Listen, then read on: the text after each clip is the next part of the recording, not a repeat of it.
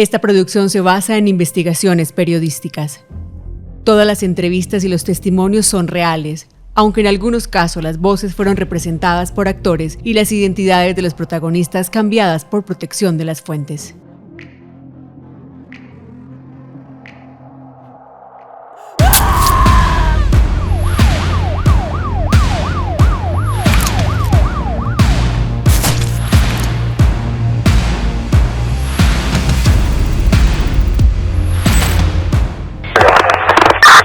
El rastro perdido del degollador de la Floresta, segunda parte.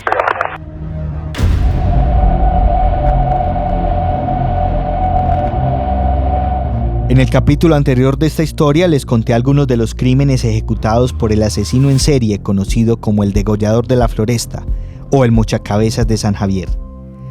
Entre las víctimas hubo 3 niñas y una operaria de confecciones que el psicópata atacó en vía pública. También exploramos los rincones de su mente, con testimonios extraídos de los expedientes que mostraron las tendencias destructivas de este siniestro personaje. Según el abogado Fabián Lisandro Restrepo, quien fue uno de los fiscales que lo persiguió hace 4 décadas. Él empieza a tratar de coger mujeres para violarlas. Eso es lo que él en su relato, cuando era joven, más o menos me ubico yo que él tendría por ahí 17 años. Entonces él empieza a coger mujeres para violarlas y llega y hace la siguiente reflexión porque le traía muchos problemas y lo aruñaban mucho. Sobre todo eso, ustedes le aruñaban la cara. Entonces el tipo llegó y dijo, eso para coger una mujer viva eso es muy complicado, es mejor matarla primero. Entonces él ya coge el hábito de que no va a cogerlas a la fuerza, no, sino que él se prevé de un cuchillo, un machete, creo que es, muy filudo, y entonces él se va hasta la fija a mocharle la cabeza. Él llega a la conclusión de que muertas no hacen nada. En cambio, vivas eso me hacen bulla, me aruñan, me patalean, me hacen dar. Él le tocó dejar a muchas, según cuentan. Le tocó dejar muchas vivas porque... O sea, tuvo varios intentos fallidos. Sí, exacto. Hasta que dijo, no. Entonces, ya en la mente, no, ahora en adelante, yo pues, la cojo y... Yo no.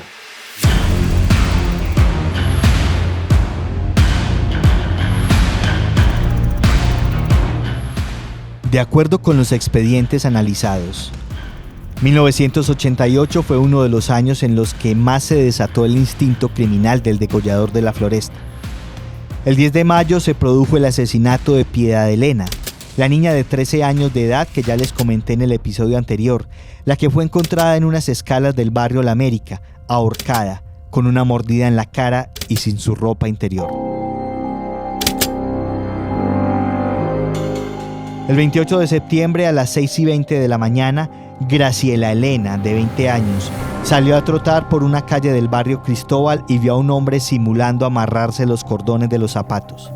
Cuando pasó a su lado, este se irguió velozmente, sacó un enorme cuchillo de una bolsa y la atacó desde atrás. Le rodeó el cuello con un brazo y le lanzó la primera estocada que le produjo una renda cortada en la mejilla derecha. Ella forcejeó y logró zafarse. Emprendió la huida de regreso a su casa, siendo perseguida por el demente. Mientras corría, sintió 2 puñaladas en la espalda que no alcanzaron a penetrar los pulmones. Agitó los brazos para frenar una acometida mortal y recibió más cortes en la muñeca derecha y 2 dedos de la mano izquierda. La persiguió por una cuadra como un lobo en carrera contra una liebre, mas ella alcanzó a llegar a su casa y se encerró. La mujer esperó unos instantes de terror, pensando que el tipo iba a tumbar la puerta, pero la amenaza desapareció. El mismo 28 de septiembre de 1988, 15 minutos después, el degollador de la Floresta volvió a atacar. Sucedió al frente de la iglesia de la América y su víctima fue Liliana María, de 17 años, quien caminaba desprevenida, cuando sintió que la tomaron de la cintura desde atrás. Al girar el cuerpo, se encontró de frente con esos furiosos ojos verdes y recibió una brutal puñalada en el abdomen. Se dobló y cayó de rodillas. Nunca supo por qué, pero cuando esperaba la cuchillada final, el hombre simplemente se esfumó. Tal vez el Cristo que atestiguó todo desde la iglesia la protegió. Generalmente las atacaba por la espalda. Yo digo que siempre. Cuando ya él perfeccionó la metodología que tenía, ya se aseguró de caerles por la espalda. 12 días después, el 10 de octubre de 1988, su cuchillo volvió a probar sangre. Esta vez la víctima fue Beatriz Elena, de 21 años. Lo último que supo su familia fue que salió de la casa para encontrarse con un exnovio en el Parque del Amor del barrio Calasanz a las 6:45 de la noche.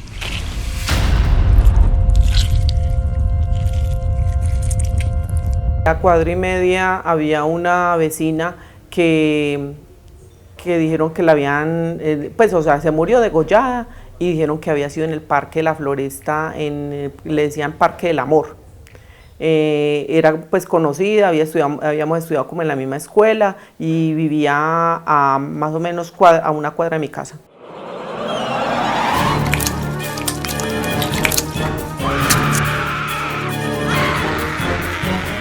El reporte judicial señala que recibió múltiples puñaladas y cortes horizontales en el cuello, que le tiñeron el conjunto de ropa clara que llevaba. La vida se le escapó por las fisuras que produjo el asesino, a pesar de que trataron de auxiliarla. Aumentó el pánico porque pues, fue la muerte más cercana que conocí y que aunque no me fui pues, a mirar la muchacha porque también era joven en ese entonces, pues de todas maneras me imaginaba el terror que había vivido y eso lo manejaban como unos decían que sí era el mismo caso, otros decían que era un caso aislado, pero murió en las mismas circunstancias. 58 ahí con la novedad, por favor. El 4 de noviembre de 1988, a las 3 semanas del homicidio de Beatriz Elena, fue encontrado el cadáver decapitado de Luz Dari, la operaria de fileteadora del barrio San Javier. Él decía que lo que él las miraba y que trataba de no dejarse ver y las seguía hasta que podía estar encima y de una vez le mandaba, era mocharle la cabeza. La racha de ataques siguió 9 días más tarde, el 13 de noviembre de 1988, en un callejón despoblado del barrio Las Mercedes, en la comuna de Belén. Esta vez el degollador empleó un método diferente, la seducción. La víctima fue Zulima Astrid, una mujer de 19 años con quien había conversado en 3 ocasiones. A pesar de su aspecto descuidado, ella accedió a un encuentro amoroso en un paraje rural. Al llegar al sitio, José Aníbal le pidió que se quitara la ropa interior y le diera la espalda. Pero en vez de sorprenderla con un beso en el cuello, trató de rebanárselo con el cuchillo. La mujer cayó a la hierba tratando de detener la hemorragia con sus manos y antes de desmayarse alcanzó a gritar, alertando a un celador que pasaba por el sitio. Evitando que lo apresaran, el degollador escapó con las tangas y los zapatos de la mujer. Pero a él se le escaparon varias personas. De pronto él intentó acceder a algunas mujeres y de pronto se arrepintió, pero ellas se dieron cuenta que él tenía el puñal en la mano. Entonces yo recuerdo que llamaron varias personas a Caracol. Señor, mire, yo me escapé. Señor, él tenía el cuchillo y me empujó, me dio una puñalada, pero no me alcanzó no me desapareció ni me mató. Aquí estoy, pero no quiero involucrarme. Entonces sí hubo varias llamadas, hubo varias. En esa época, inspector, yo recuerdo que contabilizamos 13, 14 casos, pero yo creo que él tenía ya muchos más que obviamente habían muerto o no tenían doliente.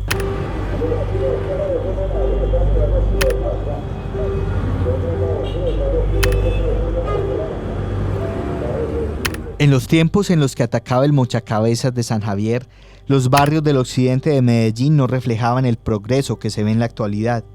Los testimonios de los residentes de aquel entonces indican que había carreteras destapadas, amplias zonas verdes sin alumbrado público y callejones desolados sin vigilancia policial.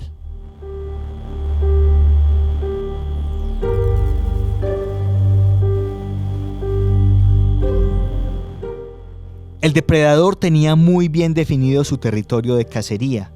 Al analizar los lugares reseñados en los expedientes y las apreciaciones de los testigos, se observa que acechaba a las víctimas en la franja limítrofe de las comunas 12 y 13 de Medellín, es decir, La América y San Javier.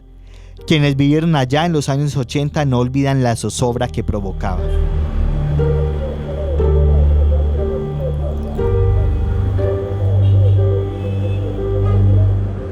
En ese entonces yo tenía más o menos unos 22 o 23 años y trabajaba.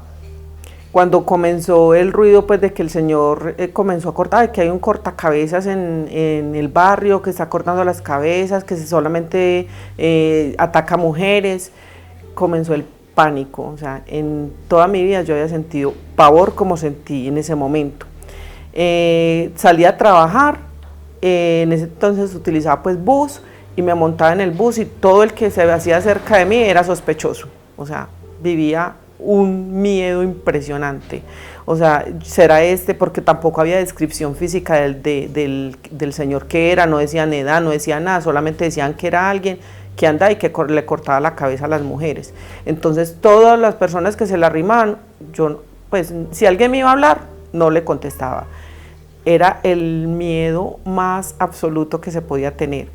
En las tardes, afortunadamente, tenía quien me trajera en moto, y el compañero que me traía me lleva hasta cierto punto porque la motico no le subía la pendiente donde yo vivía y se quedaba esperándome en la cuadra antes a que yo entrara a la casa. Del miedo yo les decía, no, eso es tenebroso, eso es miedoso.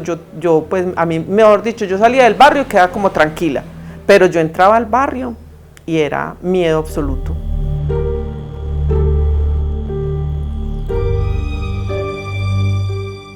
Los casos documentados en el expediente muestran que por lo general se movía entre los barrios La Floresta, Santa Lucía, Los Alcázares, La América, Barrio Cristóbal, San Javier y el 20 de julio.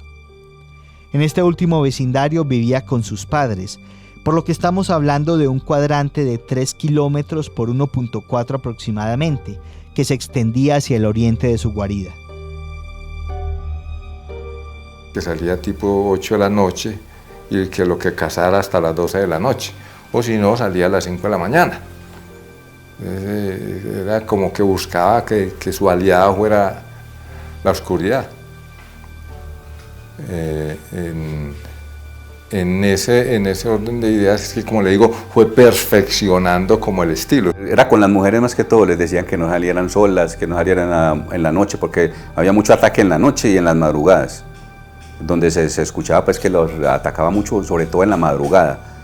Y entonces se les decía a las mujeres en las casas, la seguridad era esa, los mismos papás, los padres de familia, dándoles recomendaciones a las hijas de que no salieran, o que salieran acompañadas, o que no salieran a esas horas del día. Los ataques solían ser después de las 6:30 de la tarde, cuando la oscuridad encubría sus movimientos, o antes de las 8 de la mañana, cuando las víctimas salían a tomar el bus para sus trabajos. Los horarios también parecían ajustarse a su jornada laboral, pues unos de los crímenes fueron perpetrados cuando estaba trabajando en alguna compañía. A veces se excusaba para no ir a la bodega alegando que estaba enfermo, cuando en realidad se había trasnochado patrullando las esquinas. Pues se hicieron como brigadas por acá para que los papás llevaran a los niños y los recogieran de los colegios y las escuelas, porque yo vivo al frente de unos colegios.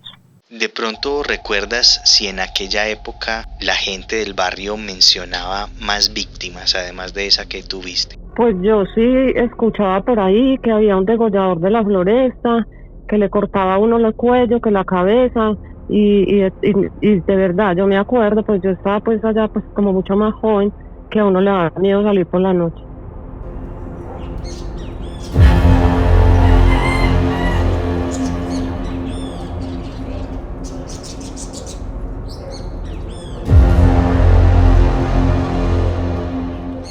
Los habitantes de aquellos barrios se sentían vulnerables.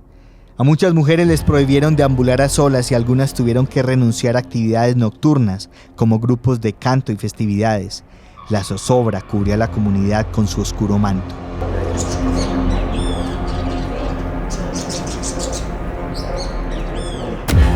En los avisos parroquiales se tomó la decisión de culminar a las señoras para que no fueran a misa.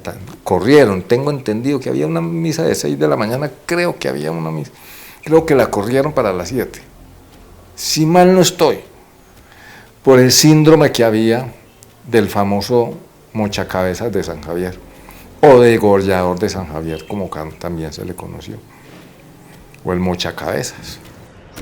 Padre nuestro que estás en el cielo, santificado sea tu nombre. Venga a nosotros tu reino, hágase tu voluntad en la tierra como en el cielo. El último ataque que aparece reseñado en los expedientes sucedió al amanecer del 2 de febrero de 1989 en cercanías al Parque de Calasanz. María Eugenia fue interceptada por el degollador, quien la intimidó con un arma de fuego. La obligó a internarse en un edificio en construcción, el cual estaba vacío, y allí le pidió que se desnudara y se arrodillara. El depredador se ubicó detrás de la víctima asumiendo su típica posición de ataque. Guardó el arma de fuego, sacó el cuchillo de la bolsa plástica y ajustó el ángulo de la hoja para el corte de tajo en la garganta. Pero en el último segundo, la situación tuvo un giro inesperado. Esa vez lo cogió la tarde. Él dice que lo cogió la tarde, entonces se levantó muy tarde, porque estuvo por la noche y no vio nada. Dice, estuvo por la noche, creo que caminó hasta la 1 de la mañana en el sector que él frecuentaba, que era por la iglesia de la América. En ese entonces no existía, pues hoy en día son cantidad de barrios, pero en ese entonces eso era más bien despoblado y rural. Había mucha ruralidad. Entonces él se movía por allá. Y él le contaba a la profesional que le estaba indagando, le estaba diciendo que no encontró nada. Entonces que se fue y al otro día se despertó y lo cogió la tarde. Entonces ya era de día, pero estaba tan desesperado que él se fue a ver qué veía y no vio más sino a una muchacha que estaba como entrenando, estaba como que caminando. Resulta que esa muchacha era una deportista de alto rendimiento. Entonces no era cualquier cosa, pero él no sabía eso, ¿cierto? Entonces él se le fue, él la siguió. Cuando él está caminando, la muchacha como que se percata.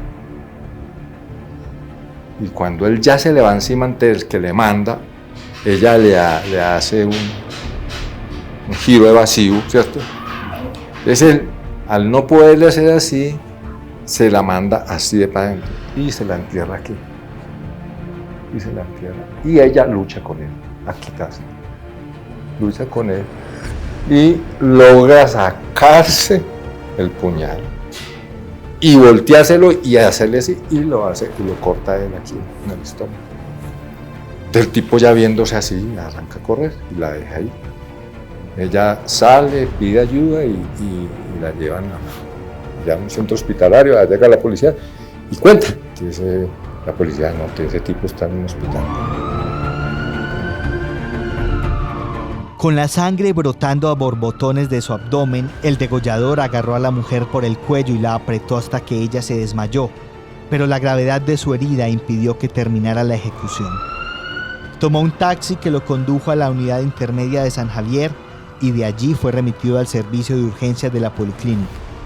Según la transcripción de la historia clínica, ingresó el 2 de febrero de 1989 a las 6:50 de la mañana. Y el diagnóstico inicial fue de una herida por arma cortopunzante a nivel del epigastrio, 5 centímetros por encima y hacia la derecha del ombligo, con epiplocele, es decir, la ruptura del epiplón, una membrana que recubre los órganos estomacales. En el vecindario se regó el chisme de que el degollador de la Floresta estaba herido en policlínica, por lo que una patrulla de policía fue enviada al centro médico ubicado en el centro de la ciudad. Los galenos le suturaron la herida para evitar que se desangrara, pero era urgente practicarle una cirugía. José Aníbal le temía más a la cárcel que a la muerte, así que escapó de Policlínica arrojándose desde un segundo piso. Sin tener más a dónde ir, regresó a la casa familiar y se ocultó en la caseta que había construido en el patio. La noticia de su fuga se esparció como una llamarada en un bosque y la radio alertó a la comunidad. El teléfono de la estación de policía de San Javier empezó a timbrar por las llamadas de personas que aseguraban haber visto al Mochacabezas en el barrio 20 de julio. Me dicen, estamos en media hora recogiéndolo en Caracol Radio porque queremos que nos acompañe al operativo. A usted ya le han hecho varias descripciones del personaje y usted de pronto nos puede ayudar. Tenemos una dirección en San Javier. Llegaron por mí en una tanqueta.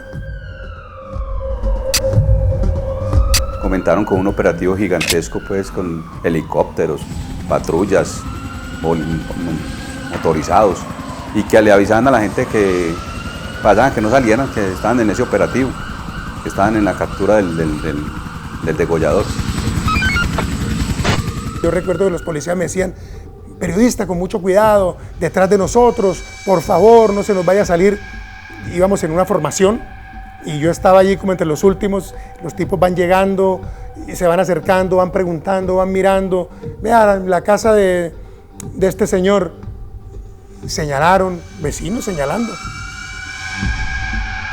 Yo estaba en la casa mía cuando pasó lo del allanamiento. Eso sí fue un operativo grande, porque comenzaron a pasar helicópteros, pasaron motos, entonces comenzaron no salgan de las casas, que va por ahí.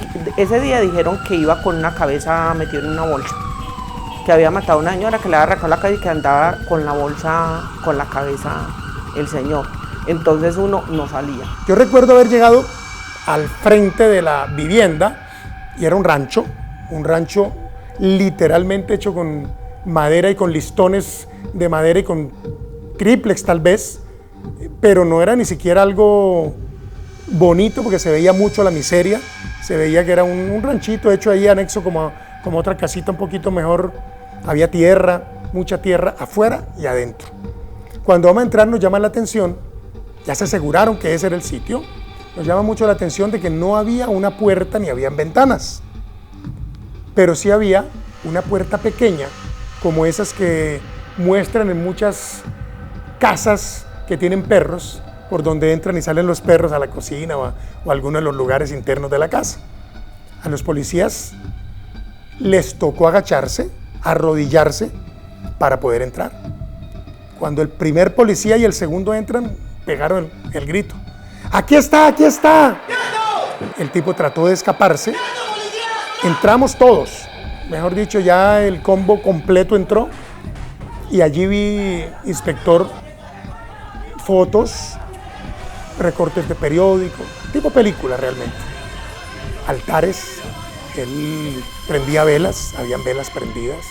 Y había prendas de mujeres, por supuesto. Era un lugar muy lúgubre, muy feo, olía feo. De eso nos acordamos todos. El tipo trató de escaparse, pero el policía fue muy ágil, gritó porque lo fue a perseguirlo, nosotros quedamos como mirando, haciendo un recorrido. Tenía muchos recortes de prensa y de casos. Yo creo que él disfrutaba de que estuviera haciendo algo tan delicado y estuviera saliendo libre, digamos, o escapándose siempre.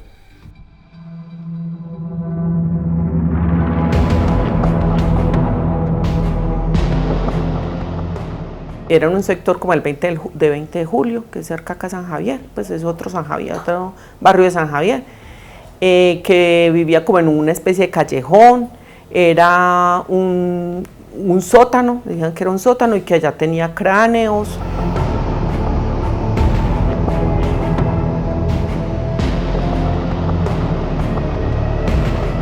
Yo recuerdo la cara de él, era un tipo 1,60 posiblemente, una camiseta blanca, una polo blanca, sucia, jean, sandalias, chancletas, y un tipo con una mirada perdida. Entonces te miraba y tú veías una persona como sin alma, la verdad. Y tenía que ser así porque para él hacer lo que hizo, tenía que ser bien desalmado el hombre. No ofreció ninguna resistencia, no ofreció resistencia. Capturaron, recuerdo que a él lo montan a la tanqueta, esposado, custodiado, pero bien apretado ahí con los policías. Y el tipo me miraba como quien dice, algo tuviste que ver tú aquí, algo tuviste que ver. Yo solo me acuerdo que el corazón me latía a 1000. Recuerdo que entre los huesos que le encontraron, fémures, cráneos, y dicen, yo podría decir que, no sé, que practicaba sexo con las casas. Palacio Pavón fue recapturado al mediodía del 3 de febrero de 1989, pero no pudo ser llevado a la cárcel de inmediato. Debido a la herida en el abdomen, vomitaba y orinaba sangre, por lo que a las 5 de la tarde la policía lo llevó a la clínica León 13, donde los médicos lo dejaron internado para someterlo a una cirugía urgente.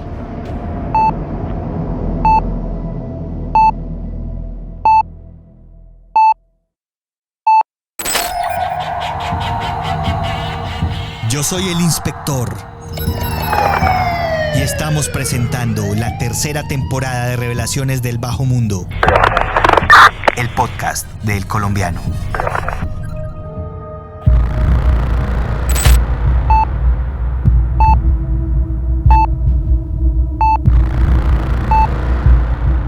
La operación fue exitosa y Palacio Pavón estuvo más de un mes en proceso de recuperación. Durante su estadía en la clínica ocurrieron varias situaciones que revelaron lo que ocurría en su mente. El historial médico resalta que el psiquiatra Alonso Uribe Botero estuvo al frente de su evaluación en la León 13. Este es el extracto de sus anotaciones. Febrero 8 de 1989. Paciente de 29 años, soltero, vive en el barrio 20 de Julio. Trabaja cargando bultos del maíz, menor de 6 hermanos. En tratamiento psiquiátrico desde 1986 en el hospital mental. Infancia traumática, ambiente familiar caótico, padre alcohólico agresivo. Madre intentó matarlo por inmersión en una quebrada por una falta académica a los 12 años de edad. Expresa desde los 19 años, siente un impulso difícil de controlar cuando ve a una mujer joven. Desea cogerle el cuello y luego besarle la cara sin matarla. Febrero 10 de 1989. Hoy reconoce varios homicidios realizados, asociados a fantasías de orden sexual, de los cuales derivaba placer y dolor. Partes del cuerpo de sus víctimas, cabeza u ojos, los llevaba a su casa para besarlos y dormir con ellos. Recordando otras imágenes vividas en el acto homicida, lograba masturbarse. Febrero 24 de 1989. Evolucionando satisfactoriamente, mejor control de impulsos. Expresa que se han desaparecido las ideas de contenido obsesivo-impulsivo, pendiente de traslado para ampliar evaluación y seguir tratamiento psiquiátrico. En sus momentos de lucidez, Palacio Pavón conversaba con las enfermeras y los policías custodios. A uno de ellos le confesó que le había arrancado la cabeza a una mujer en San Javier y que el motivo fue que ella trató de atracarlo, aunque nadie le creyó. En el expediente quedó plasmada la declaración de la enfermera María Mercedes Bravo. Nosotras tratamos de sacarle como la mayor información que podíamos y un día lo encontré en una crisis de llanto. Yo le pregunté qué le pasaba. Él me dijo que una vez en la madrugada, a las 2 de la mañana, un policía lo descobijó y le dijo, usted es el mochacabezas. Yo le dije que no se preocupara, que eso no era cierto, que no era verdad. A lo cual él me dijo que sí, que era cierto, que él lo hacía desde que tenía 20 años, pero que se le olvidaba y que el policía le había recordado. Y por eso sentía pues mucho remordimiento. Él confesó que el problema le era desde muy pequeño. Incluso confesó que violó un peladito, un niño. Incluso que mató, en la historia que él cuenta, mata a dos muchachos, 2 niños. En el campo, eso sí. Pero pues obviamente, vuelvo y le digo, las investigaciones de esa época eran muy pobres. Faltas de tecnología, de metodología, de investigadores. Entonces, es muy probable, en lo que él reconoció, 2 niños y 4 niñas. Pero como le digo, eso sí lo aumentaba porque cuando se le preguntó que cuándo empezó. Y ya después entonces le explica que cuando tenía más o menos 14, 15 años se enamoró por primera vez y quiso tener sexo con la novia. Y la novia no le copió, la novia dijo que no, que primero casados. Y digo, ¿cómo que casado? Entonces la dejó. Lo paradójico de la historia es que a ella no le hizo nada, sino que ya ahí fue donde empezó como que su satisfacción la iba a buscar era a la fuerza.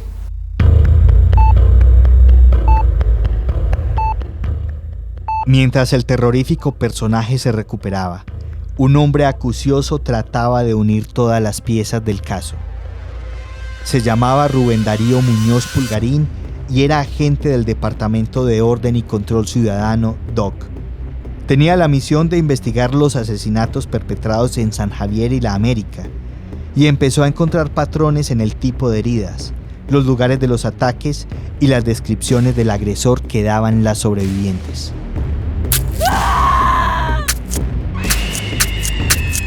Comenzó indagando por el crimen de Luz Dari, la operaria de fileteadora decapitada en San Javier, y el de Beatriz Elena, asesinada en el Parque de Calasanz. Luego entrevistó a Graciela Elena, la joven de 20 años a la cual el sospechoso le cortó el rostro cuando salió a trotar.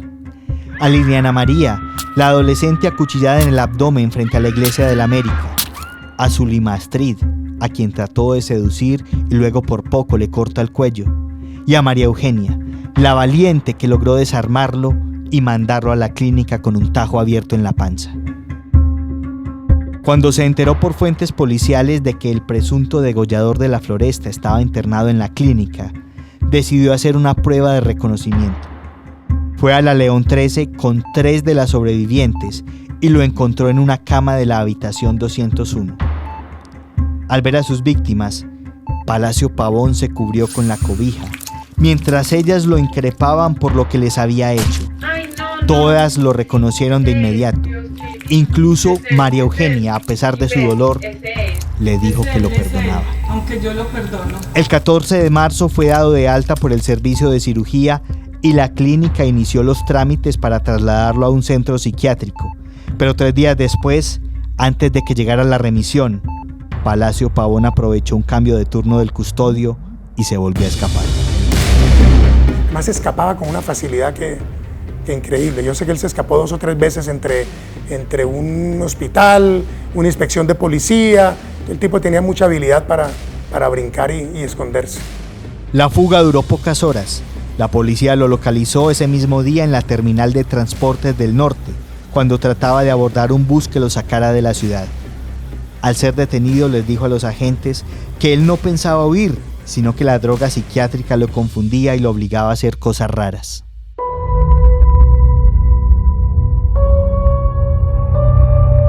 Con las indicaciones de los testigos de aquella época me fui a buscar el lugar en el que antes vivió el degollador, en el barrio 20 de Julio.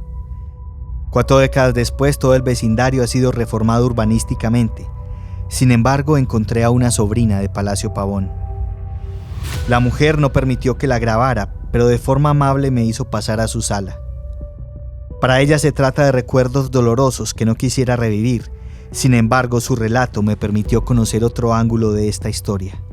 Comentó que a pesar de las graves acusaciones en contra de su tío, él siempre fue amable en su casa y durante los periodos de depresión no paraba de llorar como un niño. Expresó que para la familia fue una época difícil, pues la sociedad los estigmatizaba de forma violenta. En la zona delinquían las milicias urbanas de la guerrilla, y los milicianos atacaron en varias ocasiones a los seres queridos del psicópata. A sus padres, a pesar de ser unos ancianos, les dieron brutales golpizas en la calle, fustigándolos por haber criado al monstruo. Cada vez que los psiquiatras le daban de alta y regresaba a la casa, se incrementaba el temor de los familiares por las amenazas y represalias de la comunidad. Les quebraban los vidrios de la casa y rayaban la fachada con grafitis intimidantes. La sobrina enfatizó que el pánico que generaba el degollador se había difundido tanto en el barrio que incluso la gente señalaba a su tío de crímenes que él no había cometido, de asesinatos perpetrados en los días en los que él estaba encarcelado.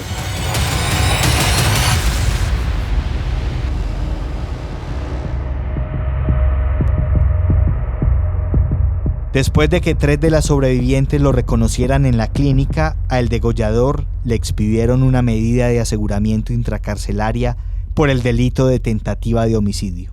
Pasó por los anexos psiquiátricos de varias cárceles, como el Buen Pastor de Medellín, Bellavista en el municipio de Bello y La Modelo en Bogotá.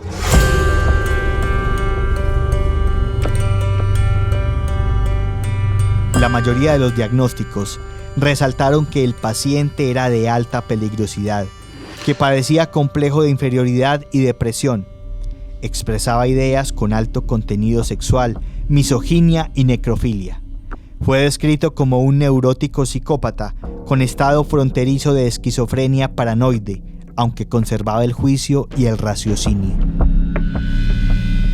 A pesar de la cantidad de víctimas que se le atribuían, su caso empezó a relegarse en los despachos judiciales, que en ese entonces estaban atiborrados de expedientes relacionados con el cartel de Medellín y sus decenas de masacres, carrobombas, secuestros y demás atrocidades.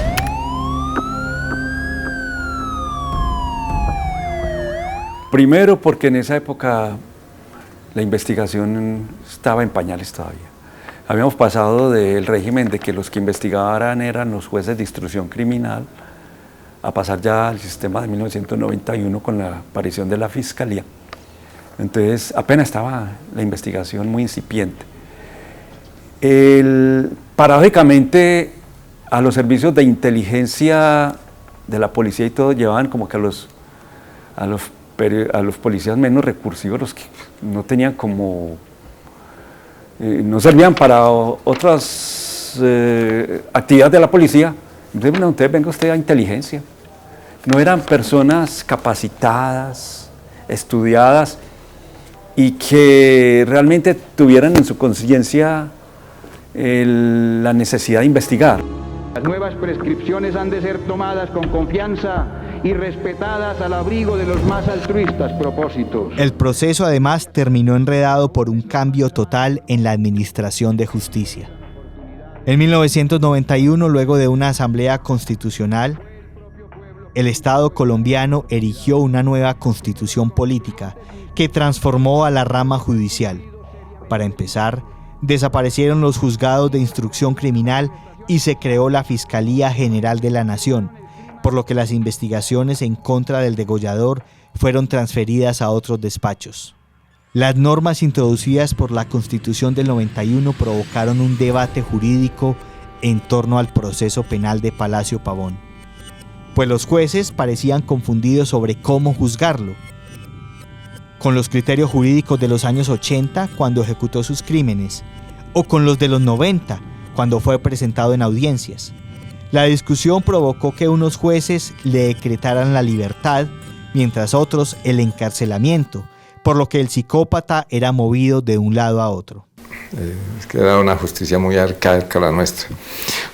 Antes de la constituyente, a usted lo investigaban y de defensor le ponían al señor, dígale al señor de la esquina, al señor tendero, que venga a defender a este señor que se siente ahí. Entonces el funcionario judicial le hacía las preguntas y firme aquí y firmaba y ya.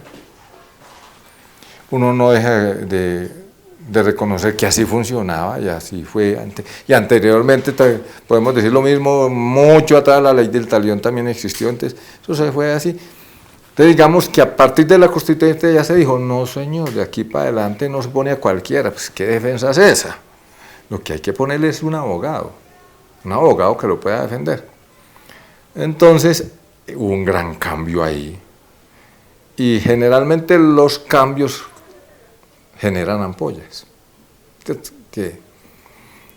Pero ¿cómo así? ¿Y de dónde vamos a hacer para ponerle abogados a todo mundo? ¿Cuántos detenidos hay? Entonces ahí se creó la defensoría y contrate abogados y póngale abogados. ¿Qué vamos a hacer? Y así fue. Entonces, a raíz de eso, como a él en esos procesos se le vinculó con abogados que no eran, con defensores que no eran abogados. Entonces esos procesos se cayeron, que eran 4. Y hubo que soltarlos, ¿cierto?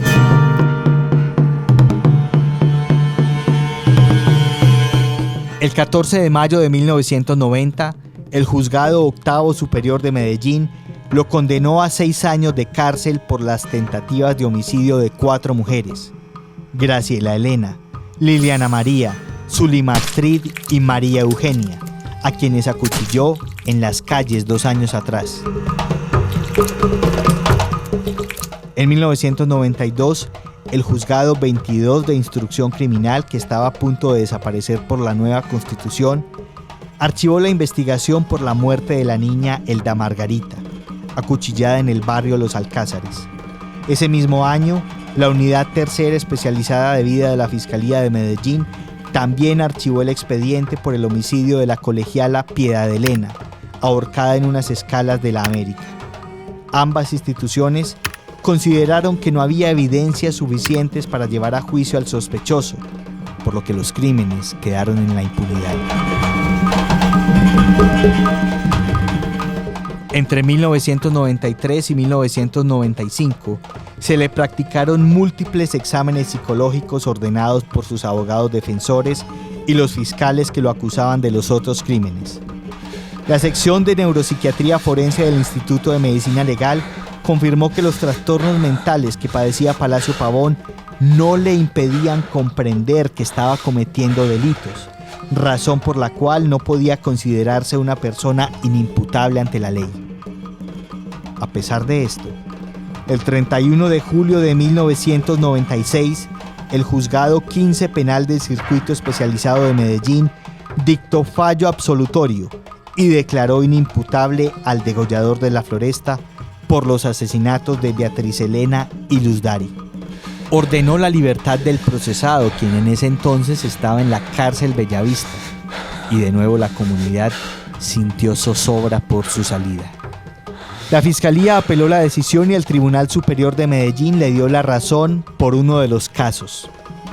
El 22 de octubre de 1986, el tribunal condenó a 13 años de cárcel a José Aníbal Palacio Pavón por el homicidio de Luz Dari, la operaria defileteadora decapitada frente a su lugar de trabajo.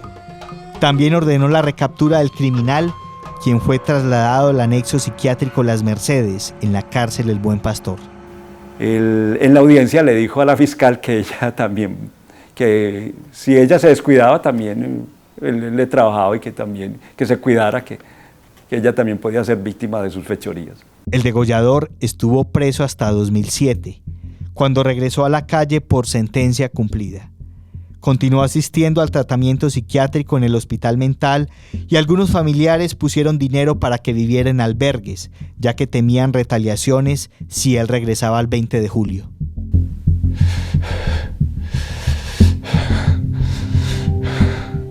Según los expedientes que pude revisar, Palacio Pavón fue investigado por 10 ataques a mujeres, con edades entre los 12 y 35 años, ejecutados entre 1986 y 1989.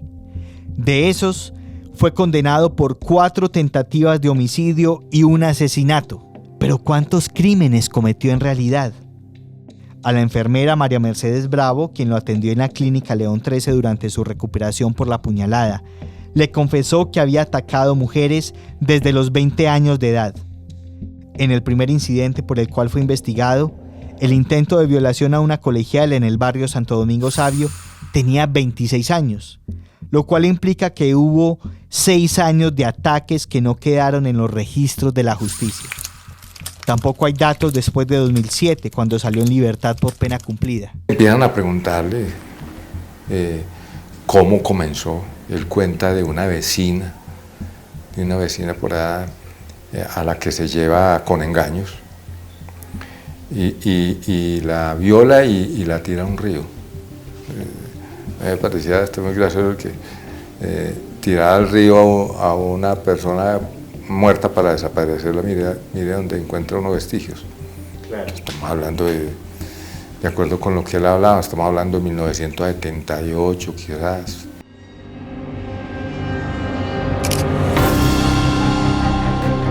El 26 de marzo de 1992, el Juzgado 48 de Instrucción Criminal reunió varios de los expedientes dispersos sobre el degollador de la Floresta y les hizo una inspección buscando reunir más evidencias. En uno de los apartes de esos documentos aparece que Palacio Pavón comentó en una entrevista con psiquiatra que había matado a por lo menos 20 mujeres y que también había atacado a hombres menores de edad. El fiscal Fabián Lisandro Restrepo tiene una cifra peor que obtuvo durante sus conversaciones con el asesino.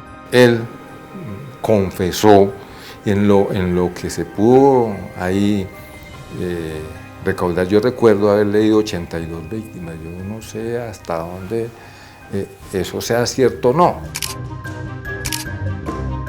Cuando decían lo capturaron, uno decía, ¡ay, qué respiro! Pero cuando volvían a salir, ni siquiera decían lo soltaron, sino que volvían a salir más víctimas. Entonces volvió, o será otro, o qué pasó. Entonces ya se daba cuenta que era el mismo que estaba operando de la misma manera. ¿Quiénes serían esas otras víctimas de las cuales no hay registro judicial? ¿Dónde quedaron sus cabezas y sus ojos que él les arrancaba para autocomplacerse después, según le dijo al psiquiatra Alonso Uribe Botero? ¿Quiénes fueron los niños varones de los cuales abusó? ¿Por qué los investigadores nunca lograron descifrar todos los crímenes? Es que tecnológicamente estábamos muy mal. Nosotros no teníamos... Es que yo creo que sí, en la Fiscalía apenas se están instalando computadores, internet, y así mismo estábamos en investigación. Entonces, es posible, pero eso necesita primero recursos y recurso humano.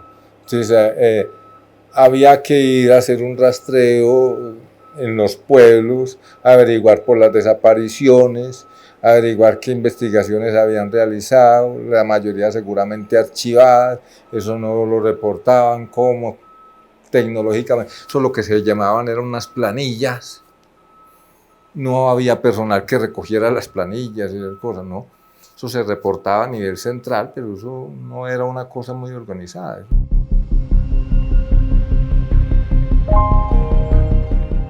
Son muchas las preguntas que me surgieron al investigar el caso, aunque la más importante era, ¿qué pasó con el degollador? ¿Está vivo? El último rastro que aparecía en los sistemas oficiales era una cita de consulta en el Hospital Mental de Antioquia, ubicado en el municipio de Bello, en el año 2020. Algunos residentes del 20 de julio que lo recordaban indicaron que no lo habían vuelto a ver. Su sobrina, a quien pocas palabras pude sacarle, me contó que había muerto de forma natural en 2021. Pasó sus últimos meses en un albergue privado del municipio de Sabaneta, agobiado por una insuficiencia renal, la cual se agravó cuando contrajo el virus de la COVID-19 durante la pandemia. Ambos males se combinaron y acabaron con su vida en el Hospital General de Medellín. Le pregunté por su tumba, pero advirtió que había sido cremado y que las cenizas quedaron en poder de una de las hermanas. No voy a negar que me quedé con la duda, teniendo en cuenta que ella no quería revivir esa historia. ¿Será que ocultó a su tío para evitar más maltratos de la comunidad? Averigüé en las principales funerarias y ninguna tenía registro de un servicio de cremación a un difunto llamado José Aníbal Palacio Pavón. Llegué a pensar que quizá estaba deambulando por las calles, hasta que una fuente que trabajaba en el sistema de salud me envió un documento por WhatsApp. Se trataba de un certificado de una entidad estatal, la Administradora de Recursos del Sistema General de Seguridad Social en Salud, ADRES, la cual lleva un registro de las personas afiliadas a las entidades promotoras de salud en Colombia. Al digitar en su base de datos el nombre y la cédula del degollador de la Floresta, arrojó que el afiliado había fallecido el 4 de abril de 2021, a los 61 años de edad. Su vida se extinguió dejando atrás decenas de crímenes en la impunidad, cometidos en una época en la que el sistema judicial del país carecía de herramientas para perseguir a un asesino en serie. El tiempo y el olvido terminaron por cubrir su macabro rastro.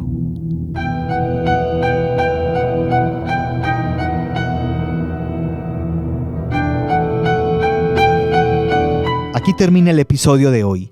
Si les ha gustado, no se pierdan el desarrollo de la tercera temporada, cargada de más casos sorprendentes y sobre todo verídicos. Recuerden escucharnos en www.elcolombiano.com/podcast y www.cubomedellin.com.